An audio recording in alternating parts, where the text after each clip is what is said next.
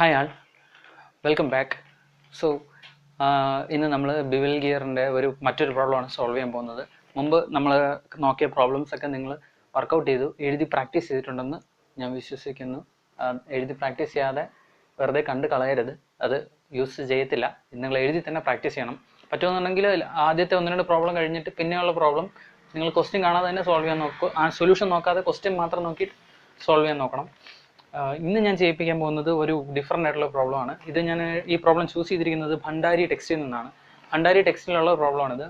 ഈ model problem ചോദിച്ച് യൂണിവേഴ്സിറ്റിക്ക് direct ഞാൻ ചോദിച്ച് കണ്ടിട്ടില്ല, പക്ഷെ ചോദിക്കാൻ വളരെ സാധ്യതയുള്ള ഒരു ടൈപ്പാണ്. ഒരു സ്റ്റുഡൻറ്റ് എനിക്കൊരു ക്വസ്റ്റ്യൻ അയച്ചു തന്നിട്ട് ഇതിൻ്റെ സൊല്യൂഷൻ ചെയ്യിപ്പിക്കാമോ എന്ന് ചോദിച്ചു. അപ്പോൾ ആ ക്വസ്റ്റ്യൻ ഞാൻ നെഗ്ലക്ട് ചെയ്യുന്നില്ല, നമുക്ക് ടൈം ഉണ്ടാക്കി ചെയ്യാം. കാര്യം അത് ചോദിക്കാൻ വളരെ സാധ്യത കുറഞ്ഞൊരു ടൈപ്പാണ്. ഫോർ ഡെഫിനിറ്റ് ലൈഫ്, അതായത് നിങ്ങളൊരു ഗിയർ ഡിസൈൻ ചെയ്യാൻ പോകണം. ഡിസൈൻ ചെയ്യാൻ such that it should work for 10,000 hours അല്ലെങ്കിൽ 10,000 times, അങ്ങനെ 10⁵ അങ്ങനെ ഒരു പർട്ടിക്കുലർ ടൈം ലിമിറ്റിന് വേണ്ടി ഡിസൈൻ ചെയ്യാനായിട്ടുള്ള പ്രോബ്ലം. ഓക്കെ, അങ്ങനെ ഇതുവരെയും കേരള യൂണിവേഴ്സിറ്റിയോ കേരള ടെക്നോളജി യൂണിവേഴ്സിറ്റിയോ ചോദിച്ച് ഞാൻ കണ്ടിട്ടില്ല ഒരു ടൈപ്പിലും. സ്പർ ഗിയറിൽ ഒരു ഗിയറിലും ഡെഫിനിറ്റ് ലൈഫിന് ചോദിച്ച് ഞാൻ കണ്ടിട്ടില്ല. ഇൻഫൈനൈറ്റ് ലൈഫ്, അതായത് നിങ്ങൾ ഡിസൈൻ ചെയ്യാൻ പോകുന്നത് ഫോർ ഇൻഫൈനൈറ്റ് ലൈഫാണ്. ഇൻഫൈനൈറ്റ് ലൈഫ് എന്ന് പറഞ്ഞാൽ എഞ്ചിനീയറിംഗിൽ എടുക്കുന്നത് 10⁸ ആണ് മാക്സിമം. ഇൻഫൈനൈറ്റ് എന്ന് പറഞ്ഞാൽ അതുകൊണ്ട് ഉദ്ദേശിക്കുന്നത് അതിന് മുകളിൽ നമ്പർ ഓഫ് സൈക്കിൾസ് വർക്ക് ചെയ്യുന്ന ഒരു എലമെൻറ്റ് ഡിസൈൻ കൺസിഡറേഷൻ ചെയ്യാറില്ല. സോ 10⁸ ആണ് എൻഡ്യൂറൻസ് ലിമിറ്റിന് കൺസിഡർ ചെയ്യുന്ന ഇൻഫൈനൈറ്റ് ലൈഫ് എന്ന് പറയുന്നത്. സോ നമ്മൾ ഡിസൈൻ ചെയ്യുന്നത് അതിനാണ്. എല്ലാ ഗിയറിനും ഇതുവരെയും ചെയ്യിപ്പിച്ചിട്ടുള്ളതും എല്ലാം അതിനാണ്. യൂണിവേഴ്സിറ്റിക്ക് ഇതുവരെ അതേ ചോദിച്ചിട്ടുള്ളൂ. ഫോർ ഡെഫിനിറ്റ് ലൈഫ്, അതൊരു സം പർട്ടിക്കുലർ അവേഴ്സിന് വേണ്ടി മാത്രമുള്ള ഡിസൈൻ, ഇത്ര അവർ ലൈഫിൽ വർക്ക് ചെയ്യാമെന്നുള്ള ഗിയറിനെ ഡിസൈൻ ചെയ്യുക. ഇതുവരെ അങ്ങനെ ഒരു ദിവസം ഞാൻ ചോദിച്ച് കണ്ടിട്ടില്ല ഒരു ഗിയറിലും. നമുക്കത് സമയം ഉണ്ടെങ്കിൽ ചെയ്ത് നോക്കാം. നമുക്ക് സമയമില്ലാത്തതുകൊണ്ട് സിലബസിൽ അങ്ങനെ സ്പെഷ്യലായിട്ട് ഒന്നും പറയുന്നില്ല. ഇൻഫൈനൈറ്റ് എന്നോ ഫൈനൈറ്റ് എന്നോ ഒന്നും പറയുന്നില്ല. Design of spur gear, design of helical gear, design of bevel gear, design of bomb gear. അത് ഫൈനൈറ്റ് ആണോ ഇൻഫൈനൈറ്റ് ഒന്നും പറഞ്ഞിട്ടില്ല. ഇതുവരെ ഇൻഫൈനൈറ്റ് ചോദിച്ചുള്ളതുകൊണ്ട് നമ്മൾ ഇൻഫൈനൈറ്റ് ഫോളോ ചെയ്തു. ഇനി അങ്ങനെ ഒരു ക്വസ്റ്റ്യൻ നോക്കട്ടെ, സമയം ഉണ്ടെങ്കിൽ നമുക്ക് സോൾവ് ചെയ്യാം. ഓക്കെ, എനിക്ക് തോന്നുന്നില്ല മറ്റു കോളേജുകളിലൊന്നും പഠിപ്പിച്ചിട്ടുണ്ടാവാൻ ചാൻസ് ഇല്ല ഈ ഫൈനൈറ്റ് ലൈഫിന്. അണ്ണാ യൂണിവേഴ്സിറ്റിയുടെ 1-2 ടെക്സ്റ്റുകളിൽ അവർ ഫോളോ ചെയ്യുന്ന ടെക്സ്റ്റുകളിൽ കണ്ടിട്ടുണ്ട്. നമ്മുടെ സിലബസിൽ പറയുന്ന ടെക്സ്റ്റുകളിലൊന്നിലും ഫൈനൈറ്റ് ലൈഫിന്, അതായത് ഡെഫിനിറ്റ് ലൈഫിനുള്ള പ്രോബ്ലം ഒന്നും ഞാൻ കണ്ടിട്ടില്ല. അങ്ങനെ ഒരു മെത്തേഡ് സത്യത്തിൽ ഞാൻ ഇതുവരെയും ചെയ്യിപ്പിച്ചിട്ടുമില്ല. ഇനി അങ്ങനെ അവൻ്റെ ഒരു ആവശ്യം വരുവാണെങ്കിൽ നമുക്ക് ചെയ്യാം. സമയം ഉണ്ടോ നോക്കട്ടെ, നമുക്ക് നമ്മുടെ ടൈം അനുസരിച്ച് കാര്യങ്ങൾ പ്ലാൻ ചെയ്യാം. ഓക്കെ, സോ ഇന്ന് ഞാൻ സോൾവ് ചെയ്യാൻ പോകുന്നത് ബിവൽ ഗിയറിൽ മിക്കവാറും ലാസ്റ്റ് പ്രോബ്ലം ആയിരിക്കും. സമയം വേണമെന്നുണ്ടെങ്കിൽ നിങ്ങൾ ഏതെങ്കിലും ക്വസ്റ്റ്യൻ കൊണ്ടുവരികയാണെങ്കിൽ നമുക്ക് സോൾവ് ചെയ്യാം. എൻ്റെ അങ്ങനെ ഡിഫറൻറ്റ് ക്വസ്റ്റ്യൻ ഒന്നും ഇല്ല. ഇനി റിപ്പീറ്റഡ് മോഡൽ ചെയ്യുന്നതിൻ്റെ ആവശ്യമില്ലല്ലോ. ഒരേ ക്വസ്റ്റ്യൻ വാല്യൂസ് മാത്രം മാറുന്നു, അത് വീണ്ടും ചെയ്യേണ്ട ആവശ്യമില്ലല്ലോ. സോ വേണമെന്നുണ്ടെങ്കിൽ നിങ്ങൾക്ക് ഏതെങ്കിലും ഡിഫറൻറ്റ് ക്വസ്റ്റ്യൻ, ഡൗട്ട്ഫുൾ ക്വസ്റ്റ്യൻ ഉണ്ടെങ്കിൽ അയച്ചു തന്നാൽ നമുക്ക് സോൾവ് ചെയ്യാം. ഓക്കെ, സോ ഇന്ന് ഞാൻ ക്വസ്റ്റ്യൻ വായിക്കാം. ഇത് ഭണ്ഡാരി ടെക്സ്റ്റിൽ നിന്നാണ് എടുത്തത്. പേജ് നമ്പർ 196, അല്ല പേജ് നമ്പർ 726, എക്സാമ്പിൾ 19.6. ഇതിൻ്റെ സൊല്യൂഷൻ ടെക്സ്റ്റിലുണ്ട്. എന്നിട്ട് ഞാനിത് എടുത്തതെന്ന് പറഞ്ഞാൽ ടെക്സ്റ്റിലെ സൊല്യൂഷൻ വെച്ച് നിങ്ങൾക്ക് ഡേറ്റ ബുക്കായിട്ട് റിലേറ്റ് ചെയ്യാൻ കുറച്ച് ബുദ്ധിമുട്ടുണ്ട്. അതുകൊണ്ടാണ് ഞാൻ ഡേറ്റ ബുക്കായിട്ട് എങ്ങനെ റിലേറ്റ് ചെയ്ത് അത് സോൾവ് ചെയ്യാം, ഡേറ്റ ബുക്ക് ഉപയോഗിച്ച് സോൾവ് ചെയ്യുമ്പോൾ എങ്ങനെയാണ്. ടെക്സ്റ്റിലെ സൊല്യൂഷൻ വായിച്ച് കഴിഞ്ഞാൽ നിങ്ങൾക്ക് കൺഫ്യൂഷൻ ഉണ്ടാവും.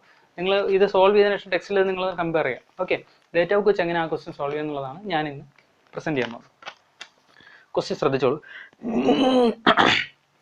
A pair of straight bevel gears is mounted on shafts which are intersecting at right angles. The number of teeth on pinion and gear are 21 and 28 respectively. The pressure angle is 20 degree.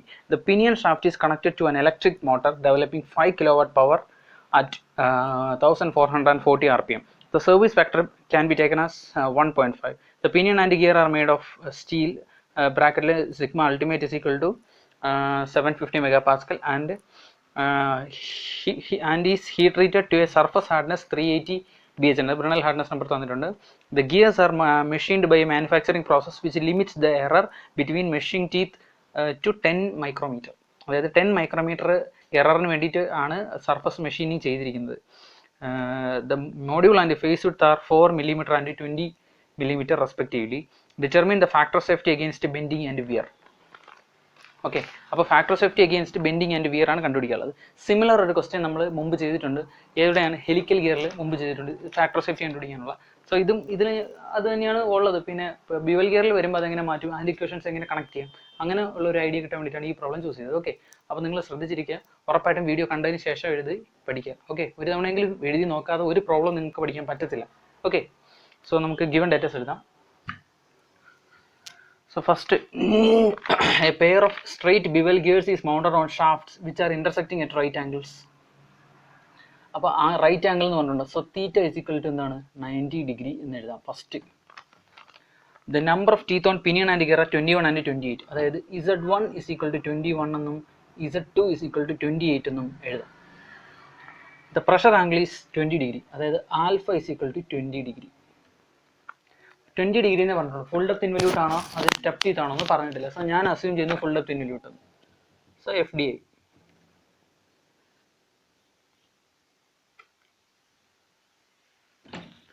ഇനി pinion shaft is connected to an electric motor developing 5 kilowatt power at 1440 rpm. Capital P is equal to 5 kilowatt. N1 is equal to 1440 rpm. Okay. The service factor can be taken as 1.5. So CS is equal to 1.5. The pinion and gear are made of steel, sigma ultimate. So sigma ut is equal to 750 megapascal. 750 megapascal. Okay.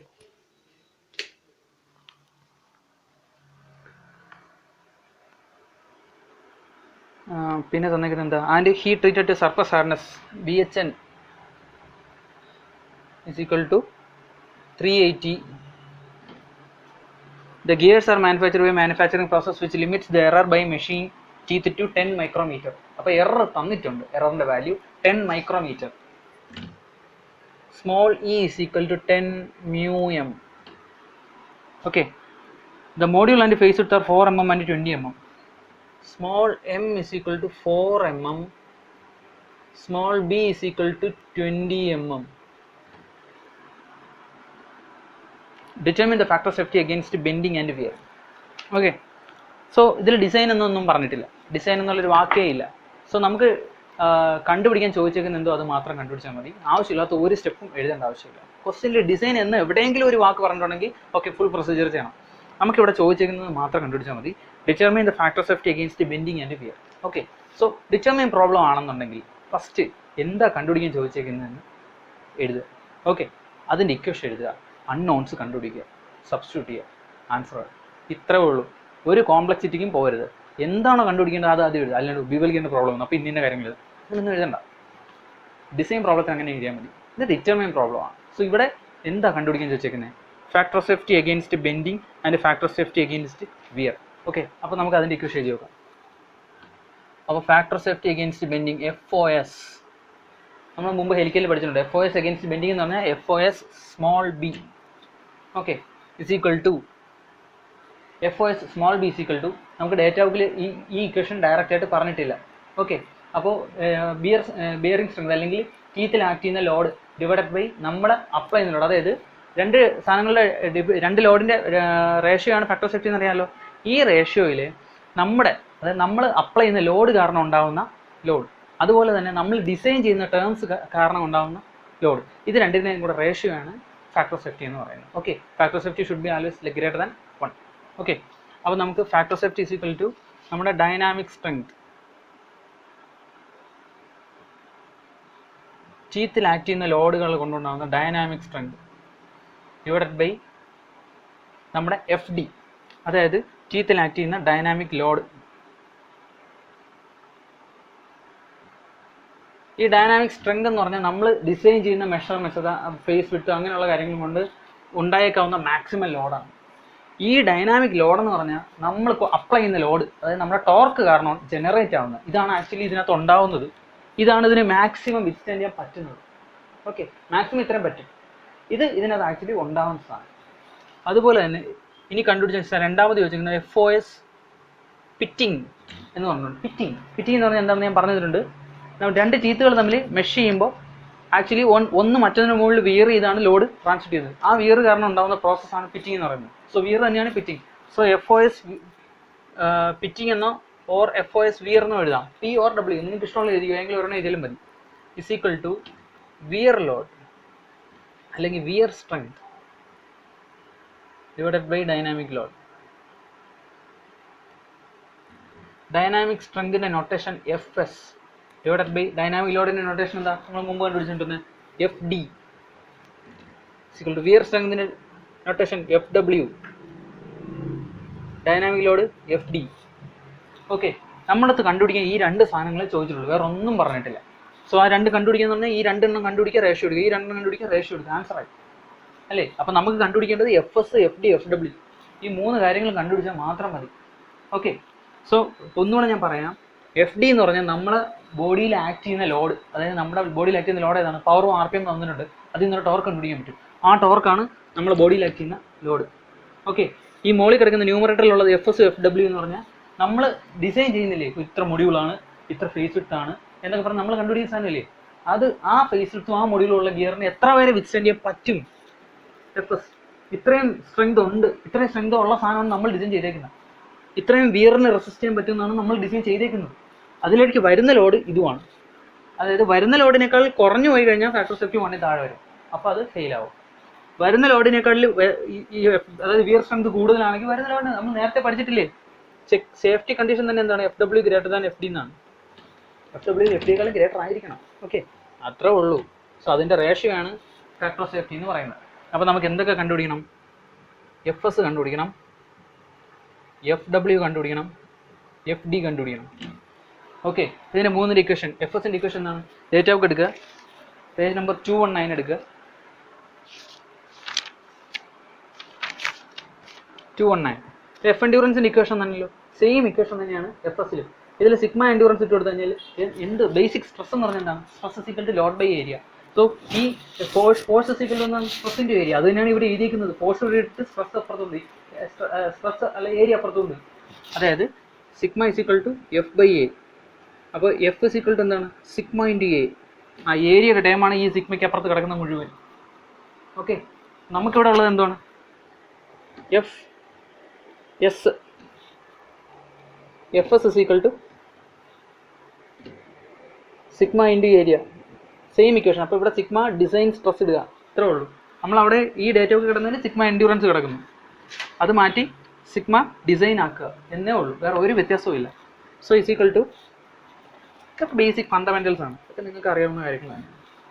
So ഇവിടെ is equal to sigma D D1 B2 അല്ലെ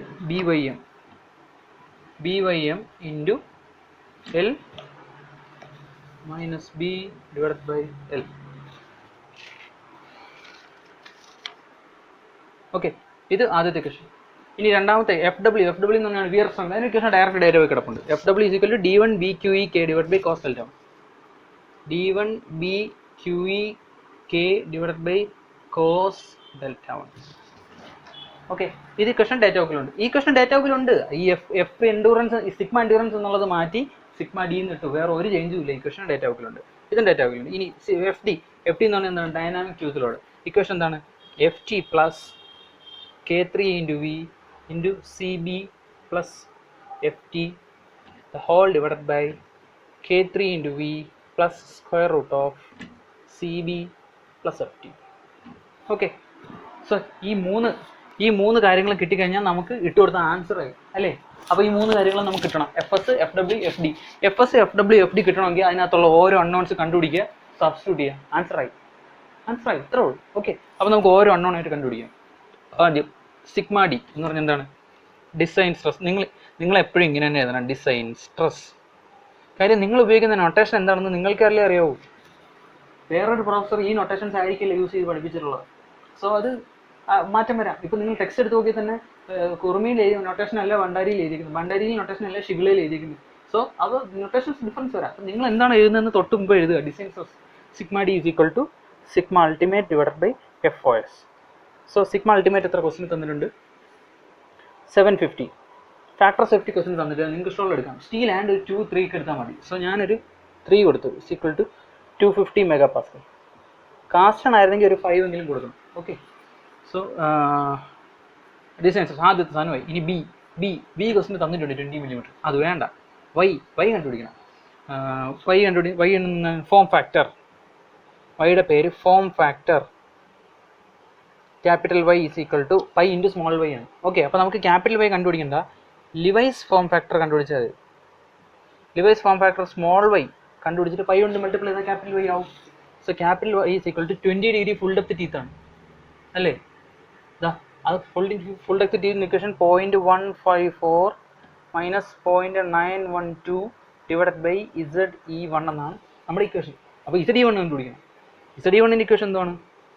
ZE1 is equal to Z1 divided by cos delta 1 എന്നാണ്.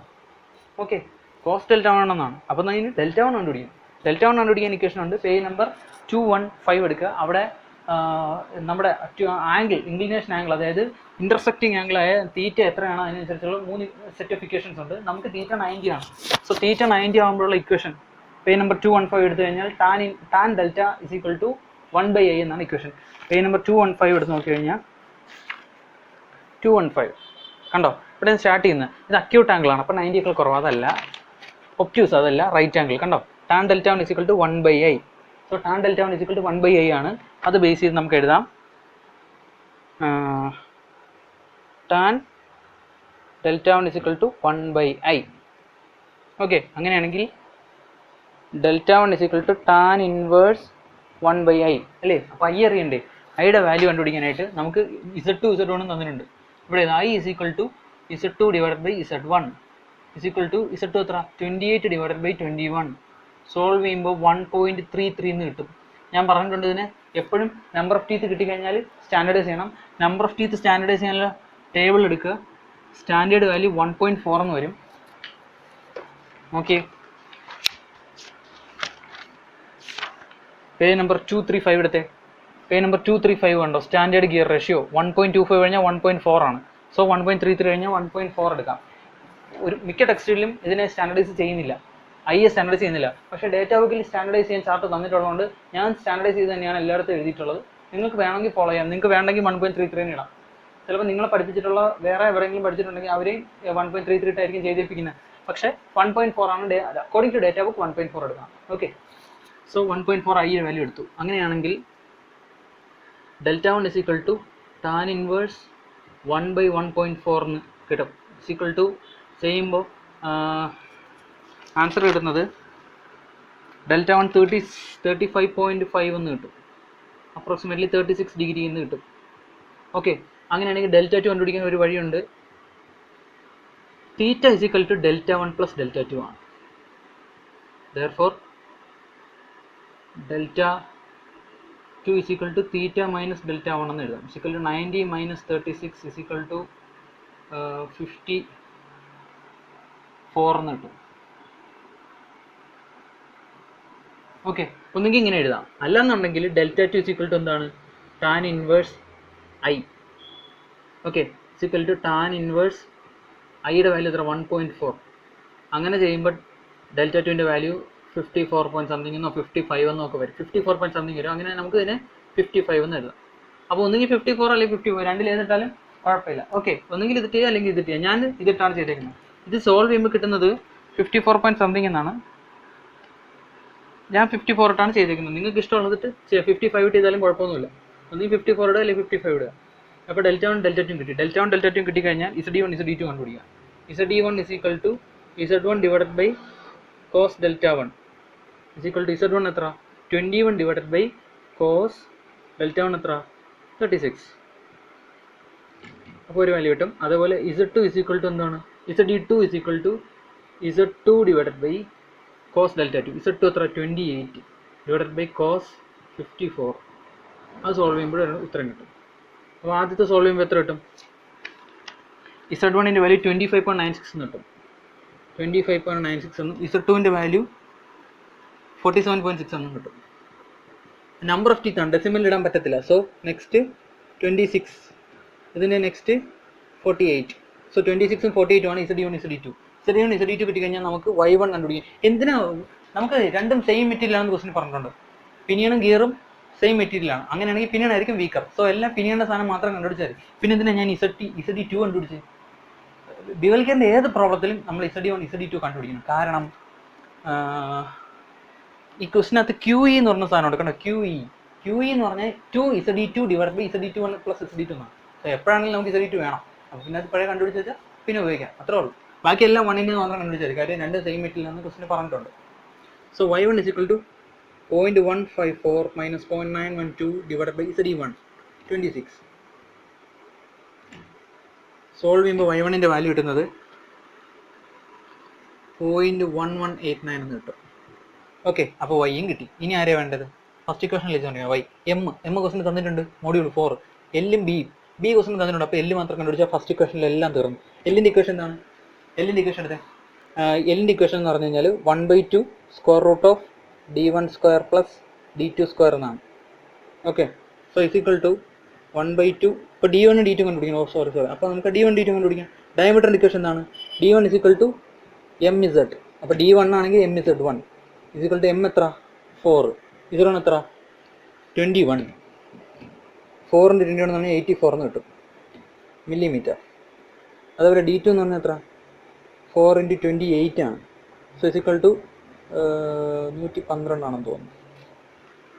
112 millimetre എന്നും കിട്ടും. 112 എന്ന് കിട്ടി. So അതെടുത്ത് കൂടി ഇട്ട് കൊടുത്തു കഴിഞ്ഞാൽ 1/2 square root of diameter 84 square plus 112 square. അപ്പോൾ ലെങ്തിൻ്റെ ആൻസർ കിട്ടും. ലെങ്തിൻ്റെ ആൻസർ 70 എന്ന് കിട്ടും. 70 മില്ലിമീറ്റർ എന്ന് കിട്ടും. ഓക്കെ, സോ ലെങ്ത് കിട്ടി. അപ്പോൾ ഫസ്റ്റ് ഇക്വേഷനിൽ എല്ലാ സാധനമായി. ഓക്കെ, ഉടനെ അതും കണ്ടുപിടിക്കാൻ നിൽക്കണം. നമുക്ക് എല്ലാം കണ്ടുപിടിച്ച് ലാസ്റ്റ് സബ്സ്റ്റിറ്റ്യൂട്ട് ചെയ്യാം. അടുത്ത ഇക്വേഷനിൽ ഏത് കണ്ടുവന്നു? d1 കണ്ടുപിടിച്ച് തുടങ്ങുന്നു. ബി അറിയാം, ക്വസ്റ്റൻ തന്നിട്ടുണ്ട്. QEയും കെയും ഡെൽറ്റ ആണോ അറിയാം. അപ്പോൾ QEയും കെയും കണ്ടുപിടിച്ച് കഴിഞ്ഞാൽ QE എന്ന് പറഞ്ഞാൽ എന്തുവാ? QE equation QE is equal to 2ZE2 divided by ZE1 plus ZE2 എന്നാണ് അല്ലേ. അപ്പോൾ 2 × ZE2 എത്ര? 48. അപ്പോൾ 2 × 48 divided by 26 plus 48 എന്നാണ്. 26 plus 48 എന്നാണ്. സോൾവ് ചെയ്യുമ്പോൾ 1നേക്കാളും ഗ്രേറ്റർ 2നേക്കാളും ലെസ് ആയിട്ടുള്ള ഒരു വാല്യൂ കിട്ടും. കിട്ടുന്നത് 1.297. 1.297 QE കിട്ടി. ഇനി ആരെയാണ് വേണ്ടത്? കെ കണ്ടുപിടിക്കാൻ നമുക്ക് ടേബിൾ ഉണ്ട്. സ്റ്റീലുമാണ്, വേണമെങ്കിൽ ടേബിൾ തന്നെ എടുക്കാം. പക്ഷേ ഇവിടെ നമുക്ക് BHN തന്നിട്ടുണ്ട് 380. സോ 380 കറസ്പോണ്ടിങ് ആയിട്ടുള്ള വാല്യൂ ഡയറക്റ്റ് ടേബിളിൽ നിന്ന് എടുക്കാൻ പറ്റുമോ നോക്കുക. 12.16 എടുക്കാം. കഴിവത് ഇക്വേഷൻ വെച്ച് ചെയ്യുന്നതാണ് മോർ ആക്യുറേറ്റ്. സോ നമുക്ക് 380 എടുക്കാം. നോക്കി, 380 എന്ന് പറഞ്ഞ സാധനം തന്നെ രണ്ടിലും ഇല്ല. നമുക്ക് രണ്ടും 380 ആണ്. അപ്പോൾ 380. ഇവിടെ ആകെ ഉള്ളത് 400 300 ആണ്. പിന്നെ ഉള്ളത് 400 350 ഉണ്ട്. കണ്ടോ, കറക്റ്റ് എക്സാക്ട് വാല്യൂ ഇതിനകത്ത് ഇല്ല. സോ നമുക്ക് സ്റ്റീൽ ആണെങ്കിൽ പോലും നമുക്ക് ഇക്വേഷൻ തന്നെ യൂസ് ചെയ്യുന്നതാണ് കുറച്ചുകൂടെ ബെറ്റർ. സോ ഇക്വേഷൻ യൂസ് ചെയ്ത് നമുക്ക് കെ കണ്ടുപിടിക്കാം. ഇക്വേഷൻ എന്ന് പറഞ്ഞാൽ എന്താണ്?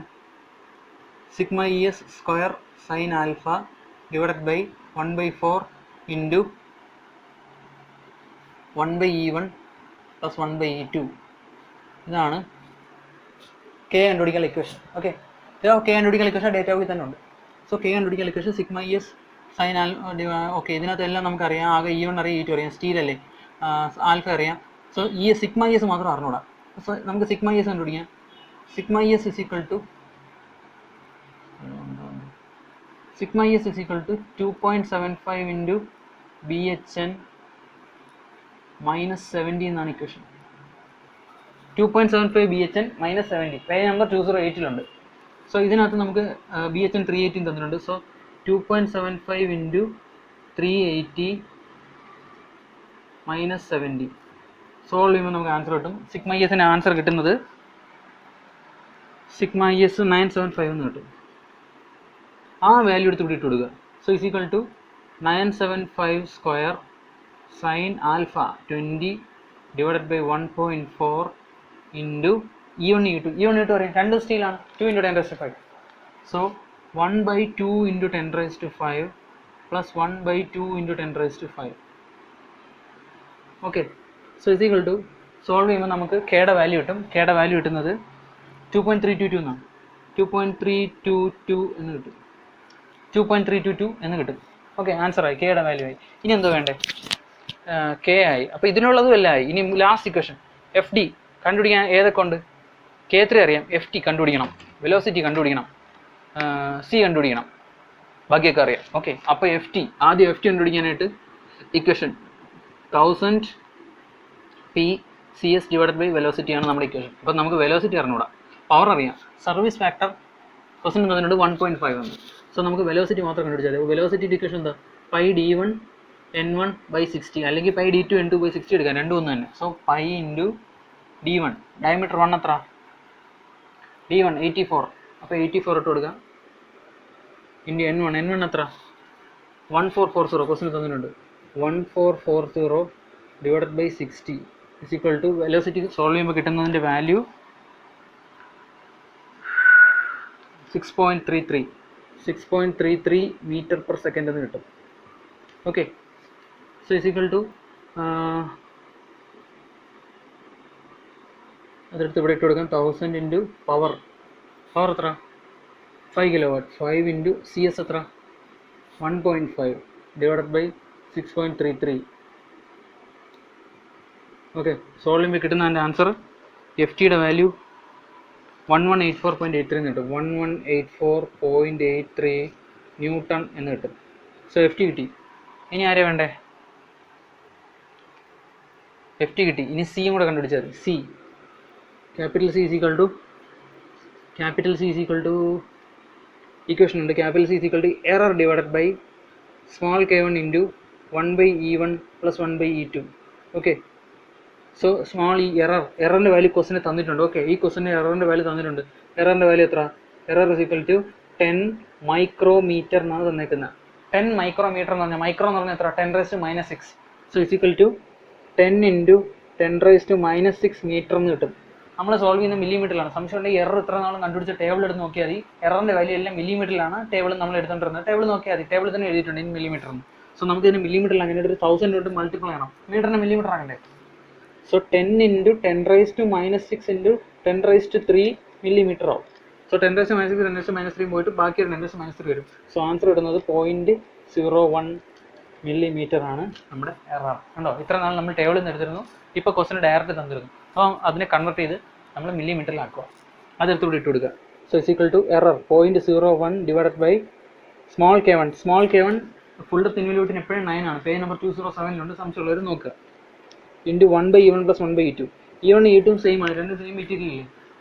E1ൻ്റെ വാല്യൂ എത്ര? Steel 2 into 10⁻5. So 2 into 10⁻5 plus 1/2 into 10⁻5. Solve ചെയ്യുമ്പോൾ നമുക്ക് സിയുടെ ഫൈനൽ വാല്യൂ 111.11 എന്ന് കിട്ടും. ഓക്കെ, എല്ലാം ആയി.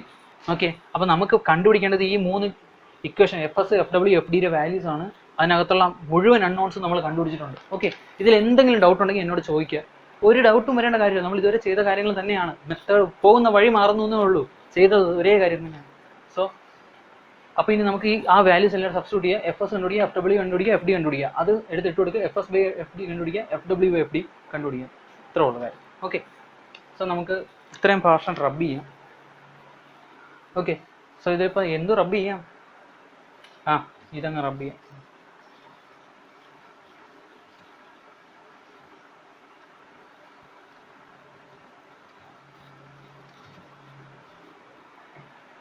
ഓക്കെ, സോ ആദ്യം FS കണ്ടുപിടിക്കാം. FSൻ്റെ ഇക്വേഷൻ എന്താണ്? സിഗ്മ ഡി BYM അല്ലേ? തന്നെ sigma D BYM into L minus B divided by L അല്ലേ? തന്നെ. അപ്പോൾ നമുക്ക് ഓരോന്നിൻ്റെ വാല്യൂസ് ഉണ്ടോ നോക്കാം. സിഗ്മ ഡി നമ്മൾ ആദ്യമേ കണ്ടുപിടിച്ചിട്ടുണ്ട്. 250 ഇൻറ്റു B ഫേസ് എടുത്ത് തന്നിട്ടുണ്ട് 20 ഇൻറ്റു Y എന്ന് പറഞ്ഞാൽ പൈ ഇൻറ്റു സ്മോൾ വൈ കണ്ടുപിടിച്ചു 0.11 നടക്കുന്നു 1189 ഇൻറ്റു മോഡ്യൂൾ തന്നിട്ടുണ്ട്. മോഡ്യൂൾ എത്ര? 4 into L minus B. L കണ്ടുപിടിച്ചു എത്ര? 70 മൈനസ് B എത്ര? 20 ഡിവൈഡഡ് ബൈ L 70. ഇത് സോൾവ് ചെയ്യുമ്പോൾ ആദ്യത്തെ കാര്യം കിട്ടും. FSൻ്റെ വാല്യൂ കിട്ടുന്നത് 5336.21 ന്യൂട്ടൺ. FS കഴിഞ്ഞ് ആരെ കണ്ടുപിടിക്കാം? രണ്ടാമത് ആരെയായിരുന്നു കണ്ടുപിടിക്കേണ്ടിയിരിക്കുന്നത്? FW. സോ FW F കണ്ടുപിടിച്ച് ഓർഡർ എന്ന് വരുന്നത് ഷോൾ കണ്ടുപിടിക്കാം. FW എന്ന് പറഞ്ഞാൽ എന്താണ്? D1 B QE capital K divided by cos delta 1. So D1 diameter 1 എത്ര? 84 ഇൻറ്റു B ഫേസ് എടുത്ത് എത്ര? 20 ഇൻറ്റു QE 1.297 ഇൻറ്റു K എത്ര? 2.322 the whole divided by cos delta 1 എത്ര? 36. ഓക്കെ, അത് സോൾവ് ചെയ്യുമ്പോൾ കിട്ടുന്ന ആൻസർ FW എത്ര? FW എത്ര 6253.94 ന്യൂട്ടൺ എന്ന് കിട്ടും. ഓക്കെ, അപ്പോൾ FW കണ്ടോ. ഈ ഒരു കാര്യം കൂടെ പറയാനുണ്ട്, നമ്മൾ ഇതുവരെ ഉപയോഗിച്ച FW ഇക്വേഷൻ ഇതാണ്. ഓക്കെ, ഡേറ്റാ ബുക്ക് എന്നുള്ള FW ഇക്വേഷൻ ഇതാണ്. പേജ് നമ്പർ 219 നമ്മളെടുത്ത FW ഇക്വേഷൻ ഇത് തന്നെയാണ്.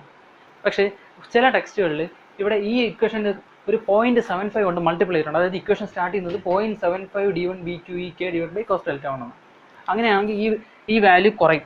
ഈ ഭണ്ഡാരി ടെക്സ്റ്റിൽ എഴുതിയിരിക്കുന്നതും അങ്ങനെ തന്നെയാണ്. ഞാൻ ഈ ക്വസ്റ്റ്യൻ എടുത്ത ടെക്സ്റ്റിൽ ഇതിൻ്റെ സൊല്യൂഷൻ എഴുതിയിരിക്കുന്നത് ഈ ഇക്വേഷൻ ഒരു 0.75 കൊണ്ട് ഒരു മൾട്ടിപ്ലൈ. അപ്പോൾ ഇതിൻ്റെ വാല്യൂ ഒരു 4000 സംതിങ് ആയിട്ട് കുറയും. ഓക്കെ, ഞാനത് ചെയ്യാത്തതെന്ന് പറഞ്ഞാൽ ഞാൻ ഫോളോ ചെയ്യുന്ന ഡേറ്റാ ബുക്കാണ്. ഡേറ്റാ ബുക്കിൽ അങ്ങനെ ഒരു കാര്യം കൺസിഡർ ചെയ്യാൻ അവർ പറയുന്നില്ല. പിന്നെ വേണമെങ്കിൽ നമുക്കത് കൺസിഡർ ചെയ്യാം, അത് നമ്മുടെ സേഫ്റ്റി കൂട്ടത്തേ ഉള്ളൂ. ഓക്കെ, വേണമെങ്കിൽ നിങ്ങൾ ചിലപ്പോൾ നിങ്ങൾ വേറെ ടെക്സ്റ്റിൽ എങ്ങനെ കാണുവാണെങ്കിൽ നിങ്ങൾക്ക് വേണമെങ്കിൽ അങ്ങനെ എഴുതാം, അത് തെറ്റൊന്നുമില്ല. ഞാനത് കൺസിഡർ ചെയ്യുന്നില്ല.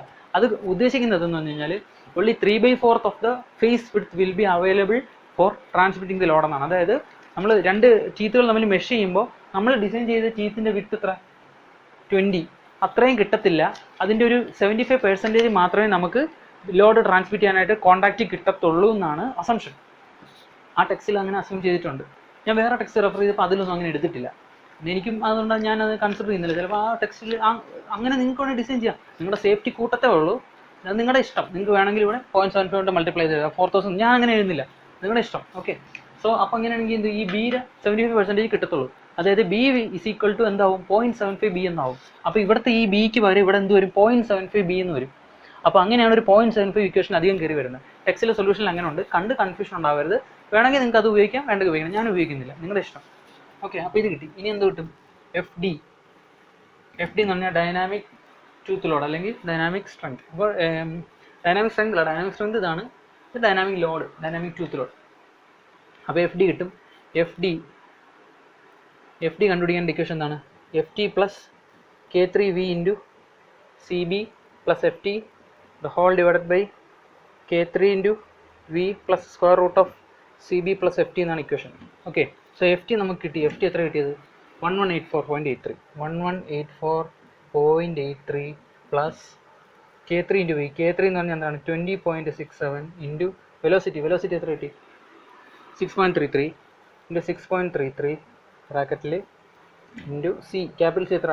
111.11 into B face 20 plus FT എത്ര? 1183.84 അല്ല 1184.83 the whole divided by K3 into V, അതായത് 20.67 into 6.33 plus square root of 111.1 into 20 plus FT എത്ര? 1184.83. ഓക്കെ, ഇത്ര സോൾവ് ചെയ്യുമ്പോൾ നമുക്ക് FDയുടെ വാല്യൂ കിട്ടും. FDയുടെ വാല്യൂ കിട്ടുന്നത് ഡൈനാമിക് ലോഡ് 3540.14 എന്ന് കിട്ടും ന്യൂട്ടൺ. ഓക്കെ, അപ്പോൾ FS കിട്ടി, FW കിട്ടി, FDയും കിട്ടി. ഇനി ഇതിൻ്റെ റേഷ്യോ എടുത്താൽ നമുക്ക് ഫാക്ടർ ഓഫ് സേഫ്റ്റിയും കിട്ടും. എന്നാൽ ഈ പോർഷൻ മാറ്റുവാണ്.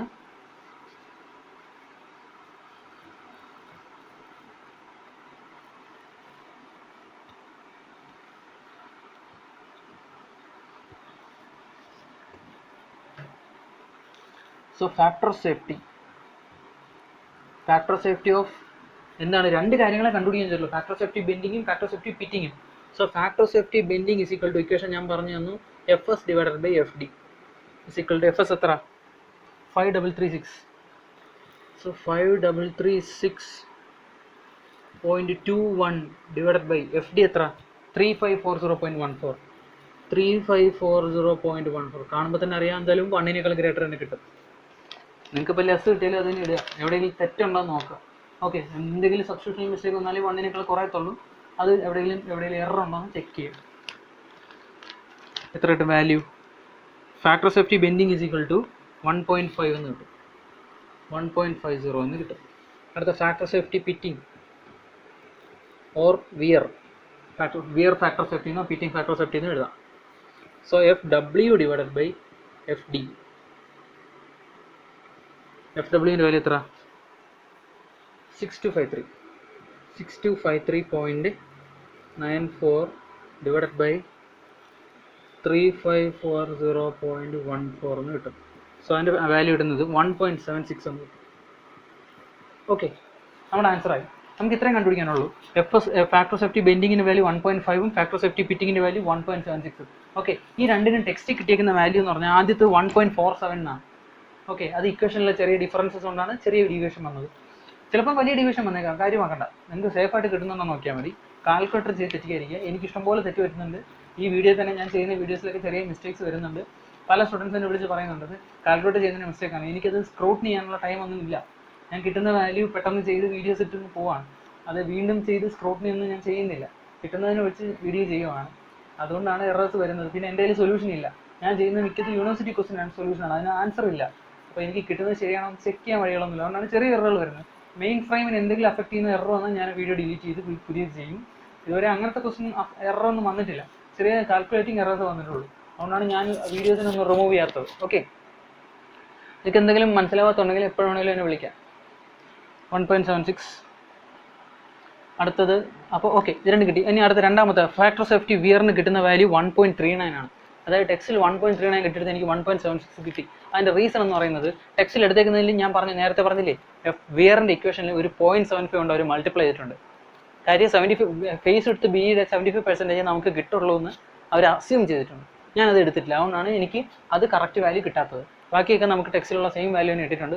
സോ ഈ ക്വസ്റ്റ്യൻ വന്നാൽ ഡേറ്റ ബുക്ക് വഴി ഇങ്ങനെ നമുക്ക് സോൾവ് ചെയ്യാം. ഈ രണ്ട് ഇക്വേഷൻ മാത്രമേ നിങ്ങൾക്ക് ഇല്ലാതുള്ളൂ. ബാക്കി എല്ലാ ഡേറ്റ ബുക്ക് ഉള്ളതാണ്. ഫാക്ടർ സേഫ്റ്റി എന്നുള്ള ഇക്വേഷൻ.